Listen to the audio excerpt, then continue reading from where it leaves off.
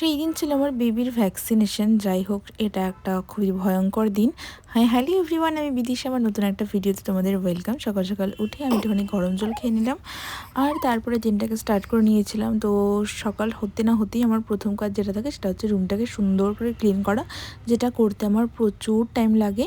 আর তারপরে না আর কোনো ভিডিও নেওয়া হয়নি। তারপরে একেবারে দুপুরের টাইমে আমি ভিডিও করেছিলাম। তো এই দেখো, বাবিনকে একটা বড় টাইপের ড্রেস পরিয়ে নিয়েছিলাম, কেন কিনা ভ্যাকসিন দিতে গেলে একটু ঢিলা ড্রেস পরে গেলেই সুবিধা, এটা মামুনি আমাকে বলেছে। তাই আমি ওকে একটা বড় ড্রেস পরিয়ে রেডি ফেডি করে মামুনির সেন্টারে হচ্ছিলো ভ্যাকসিনেশন, সেখানে চলে গেছিলাম। আর তারপর মামুনি কোলে নিয়ে ওকে ভ্যাকসিনটা দিয়েছিল। তো যাই হোক, তারপর বাড়ি আসার পর থেকে আসল খেলা শুরু হয়েছিল। এত কান্নাকাটি জুড়ে ছিল যে কি আর বলবো। তারপর আমি রাত্রেবেলাতে গিয়ে ফটাফট করে একটা টাইমে নিজের জন্য একটুখানি খাবার বানিয়েছিলাম। আর সেই দিন না অনেক দিন পর আমি রান্না করেছিলাম, তো খুবই ভালো ফিল হচ্ছিলো। যেই রকম সেরকম মনের ভেতরে একটা কেমন টাইপের কষ্টও কাজ করছিল, কেন কিনা আমার বাবিন প্রচণ্ড পরিমাণ কান্নাকাটি করছিল। ফাইনালি কিছুক্ষণ পরে গিয়ে ওর জন্য ওষুধ আনা হয়েছিল, তো তারপর ওষুধ খেয়েও অনেকটাই শান্ত হয়েছিল।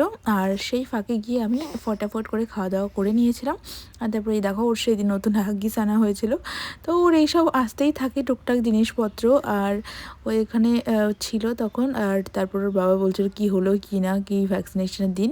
তারপর ফাইনালি অনেক কষ্ট ওকে একটুখানি ঘুম পাড়াতে পেরেছিলাম। তো যাই হোক, এইভাবে করে দিনটাকে কাটিয়েছিলাম। তোমরা প্লিজ শেয়ার করো তোমাদের বেবিদের ভ্যাকসিনেশনের এক্সপিরিয়েন্স। Bye bye.